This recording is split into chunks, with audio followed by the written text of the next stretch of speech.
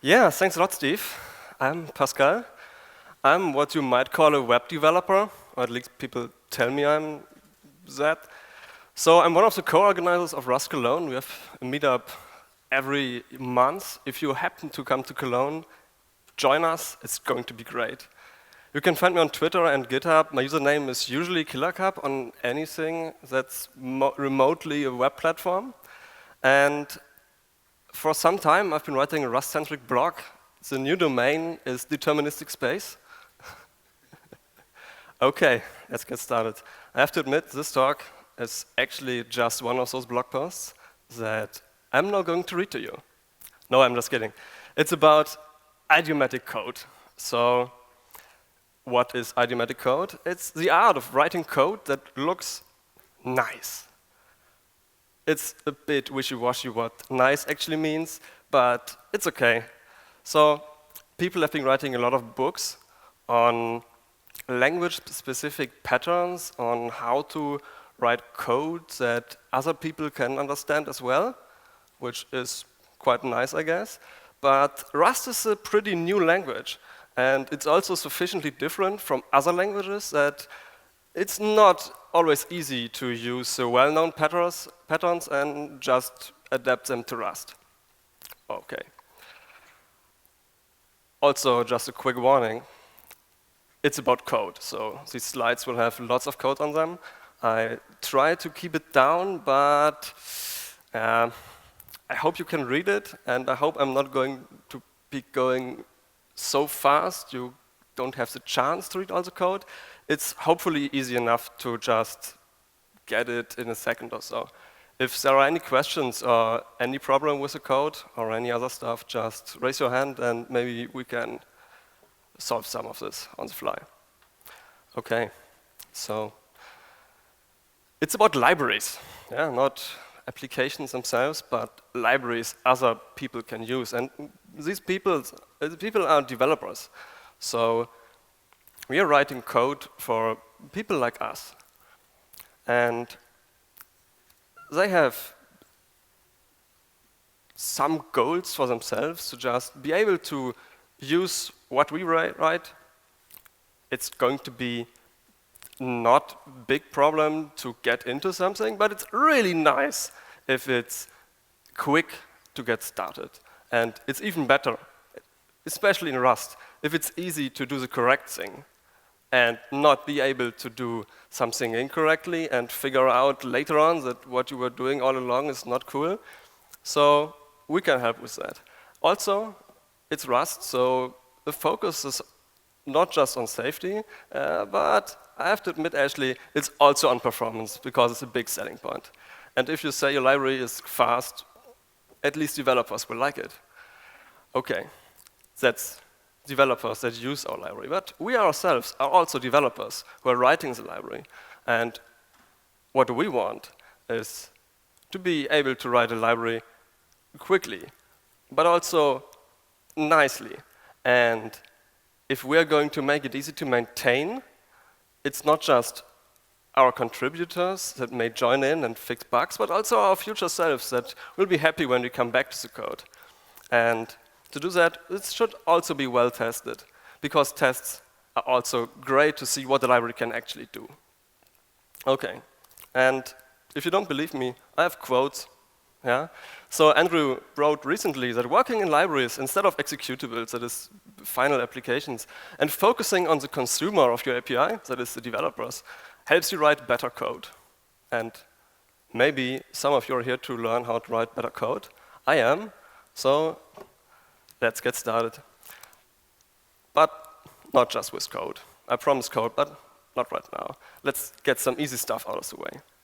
And there are some things that make every library easier to use and easier to contribute to. And Manish already talked about that a bit in the keynote earlier. And I just want to add some stuff to it, like doc tests. If you're writing documentation tests, you have a test and you have documentation at the same time. It's really great. And the people looking at your documentation can also see the test cases without actually searching for the code. And the people contributing to your repository can see, okay, here's the test, and the code is right below it. It's really great. And I like contributing to projects by not adding test files, but just adding documentation. Because it's a great thing to after having used the library and after seeing how it works, to just go back to it and make a PR to add some docs and maybe also test cases. It's really nice. And these doc tests should be concise. They should basically be integration tests from the user's perspective, but they also shouldn't mess up the documentation. If you have below each method 2 tests that are each 50 lines, it's not going to be helpful. So I'm not sure if it's really a hidden feature of RustDoc or it's not well documented, but it took me a long time to actually figure out that if you start a code block line in your documentation with a hash, it's going to be hidden in the rendered RustDoc output. Also, you can use that to just hide all the setup code. Because if you have a library that requires you to set up some stuff, just put it in a file and never use it in your doc test. Because the first thing in your README is probably going to be, oh, you need to do that over here. OK. And then when you tell people, go read the API docs, and any code block starts with the same lines of code, it's just confusing and not helpful. OK. Also, just use the standard layout that Cargo gives you. It's really great, and some other programming languages or frameworks suggest some layouts, but most don't enforce it. And by having Cargo as a tool, we can just take these conveniences and apply all these conventions and be able to dive into any code base and having no problem at all. Also, I hear people like compiler errors. Yeah, I'm one of those guys as well. Actually had a talk with Andrew about deny warnings yesterday, and I think he changed my mind because deny warnings is a bit harsh, but also really nice to just be sure that anything your contributors add or you yourself add actually follows some conventions. I'm not actually sure if I'd leave that in right now, but missing docs just has to be denied. If you want to have a library that is idiomatic Rust and easy to use, you just have to add docs. Okay. Also, if the built-in lins are not enough to throw walls of text towards you, just add Clippy. There's like 200 and more lins. We heard about it earlier, and it's also a great teacher. And I can't stress this enough. If anything you take from this talk is just like Cargo install Clippy, you'll be good. Like, it teaches you way more than I could cover in half an hour or so. Okay, and obvious stuff as well. If you have a small API, it's going to be less stuff your users need to learn. It's less stuff you need to maintain. And it's also, and this is really important, less stuff you can break. Because Rust has a very strong promise on using semantic versioning for basically every crate. So make sure you actually keep that promise, because it's currently not checked or enforced. Also, just expose very specific things. It's really helpful. Okay, let's dive into some code then. Rust is all about the type system. At least in my opinion it is. And anything the type system can give us, we should probably use.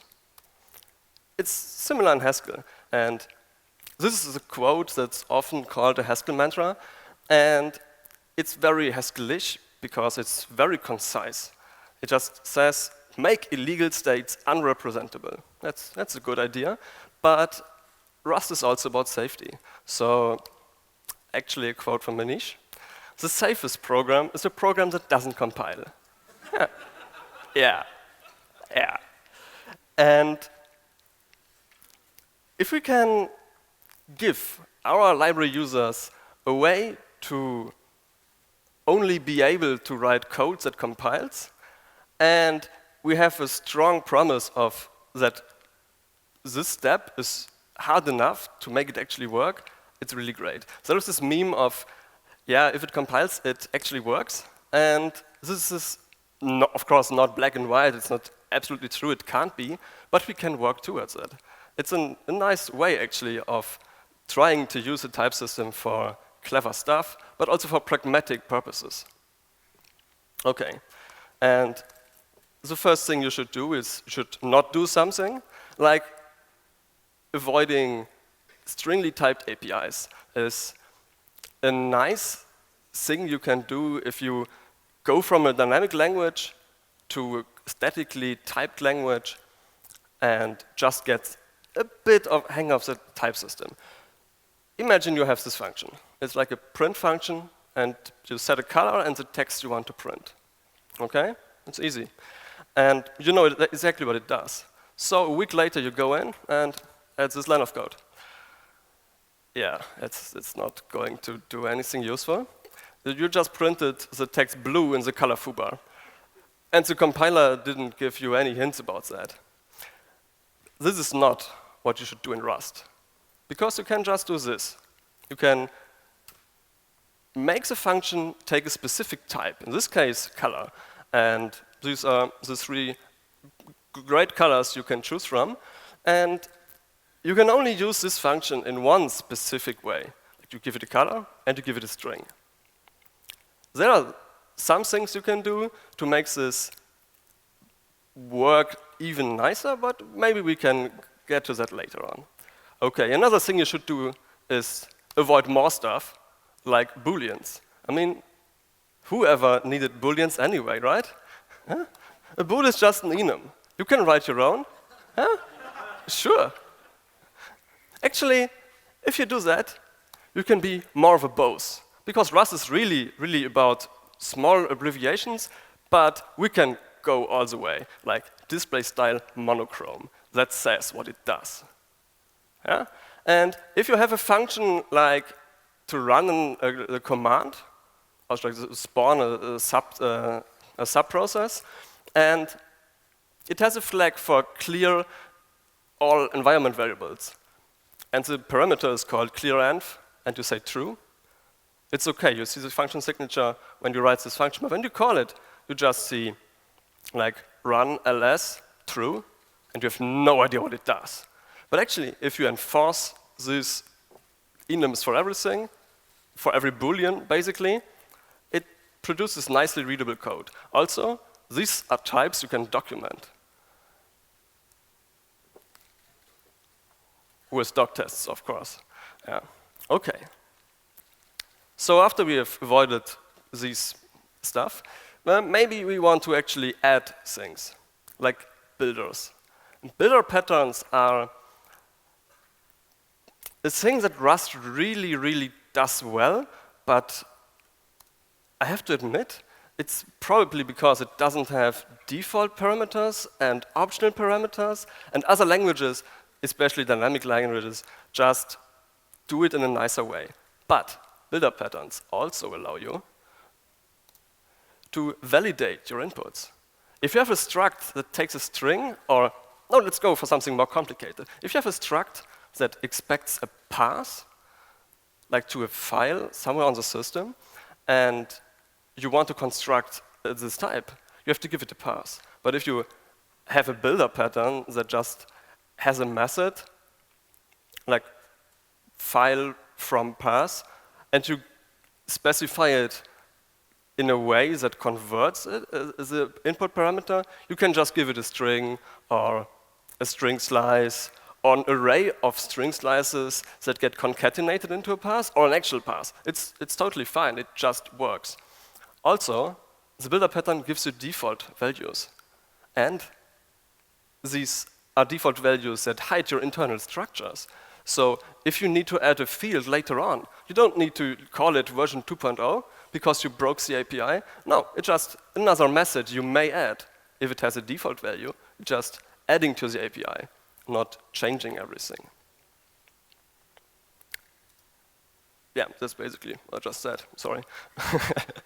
But it's important, so builder patterns are a way to avoid problems with backward compatibility and especially stay forward compatible. And these type conversions are a thing that make your API ergonomic. Yeah? Rust can be a pretty concise and expressive language. You just have to implement the right traits. Yeah? If we go back to the example of opening a file, this is taking a string slice, and opening the file without any problems. At least I hope if this file exists, it just gives a file handle. And this works by making the library, that is the standard library in this case, a bit more complicated, because the input type that file open expects is generic. It's generic over a reference that can be turned into a path. Yeah, that's a conversion that happened implicitly, and your users don't have to think about that. It just works for them. You yourself maybe have to type a bit more, but it's not that big of a deal. Also, if you're introducing structures yourself, you can implement these traits, that is from and into, to make it really easy to construct your data types. Like this IP address, by taking an array and just calling into on it, is way more easy to do than just calling IP address new with some things. I'm pretty sure this also works if you give it an array that represents an IPv6 address, by the way. It's really nice. And if you just happen to have a byte slice, you can pass that to anything that wants to have an IP address and call the conversion traits. Basically, what I want to say is standard convert is your friend. There are 3 traits that are really, really useful. sref converts references, which is really cheap. From and into use a way of converting more involved stuff. And I'm really looking forward to the stabilization of try from and try into, because these are fallable conversions. So this you can try to convert something that your user passed to as an IP address, and if it fails, you get a nice error message. And while standard convert is your friend, actually it's a great question to ask. What would the standard library do when designing an API? All the examples we've seen so far are from the standard library. And I think most of you who wrote some Rust code also use the standard library, because it's the first thing you do. And having seen how the standard library works, you have some expectations to how other libraries work. And if we're designing a library that looks and feels the same as the standard library, our users will feel right at home. It's really nice. And the standard library also has a lot of other traits. Conversions are just one of them. And if you are defining data structures right now, you should probably also implement or derive the most basic traits, because in the future it might be actually a breaking change to add implementations for them. And I'd suggest you implement debug, and if you can partial order and partial equality and hashing,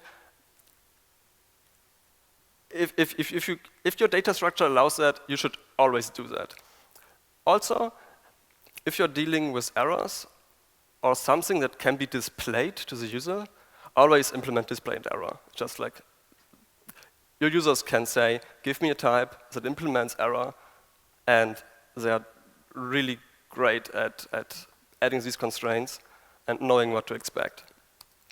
And another really useful trait is a default trait, which is another way to construct values of your data types.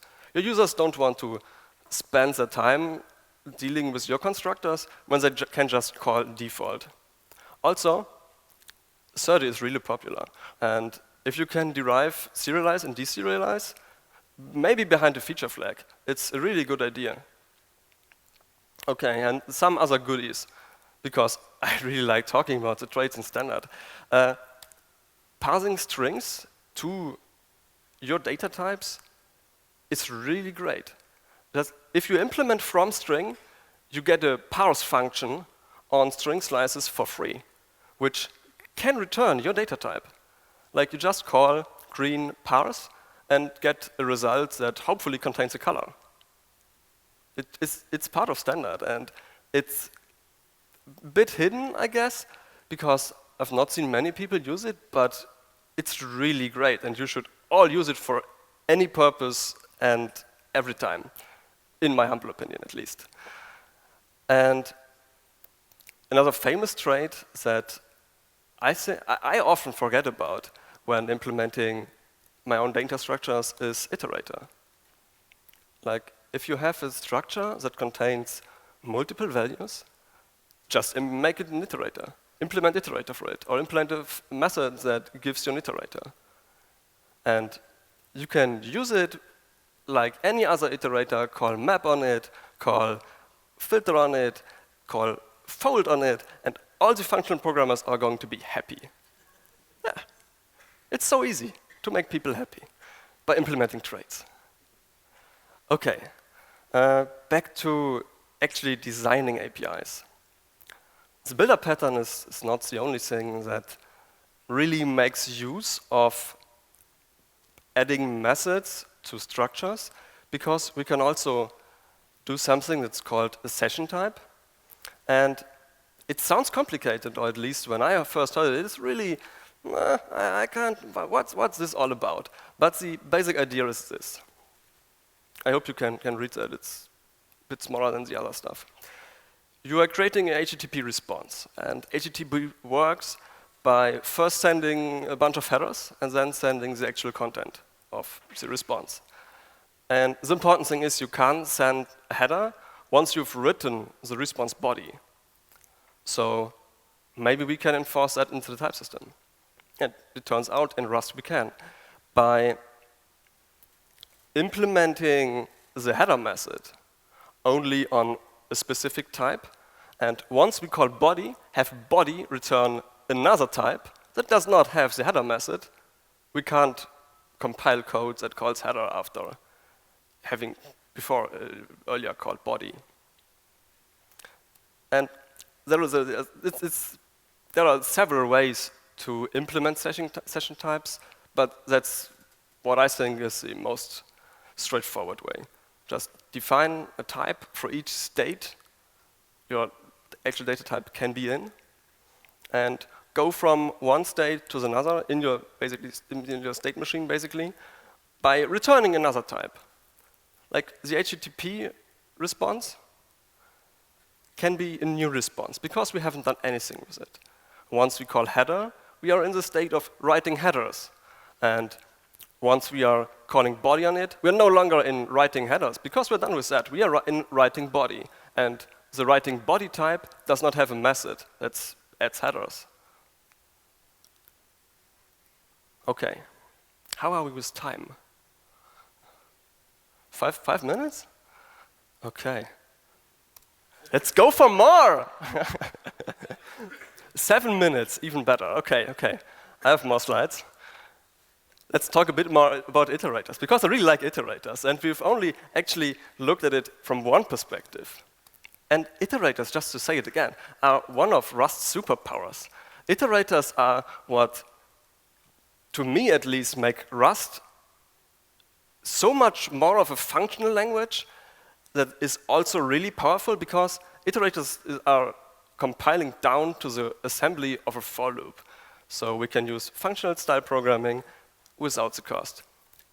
And we can use iterators as input. So we don't have to allocate an error. When we, or a vector or a hash map or a tree, it doesn't matter. If we define our function to expect something that is an iterator or can be turned into an iterator, we don't have to allocate. And it's even better for performance that way. Also, this is actually generic over the data type. It's not actually higher kind of types. I don't want to brace any expectations here.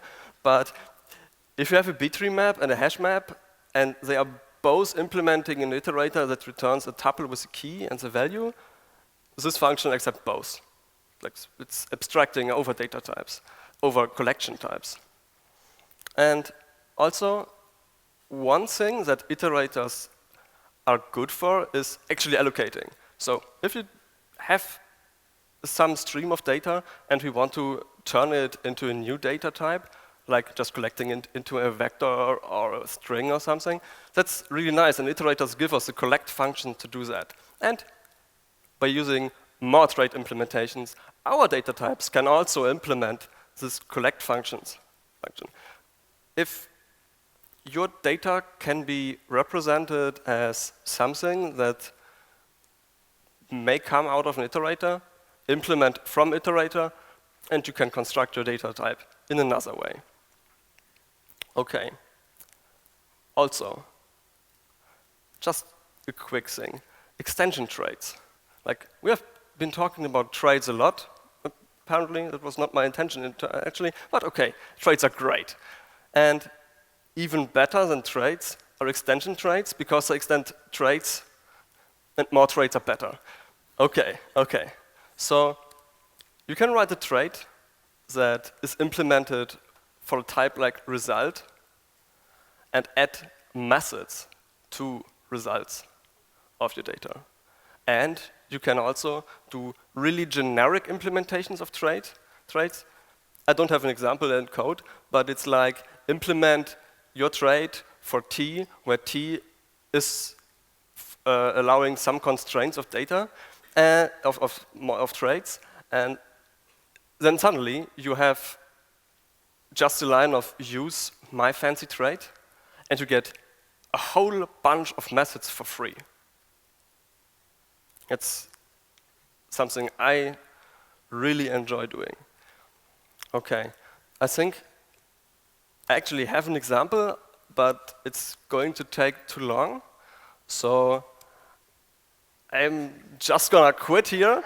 And thank you for listening to my rambling about type systems and traits and random other stuff. Yeah? And if you have any questions or want to see the slides, we haven't done questions today. Do we have mics or something like that? You're in the way of people's lunch, so exactly. They should ask you questions over lunch. Just bug me during lunch, it's okay, I'm going to answer all your questions.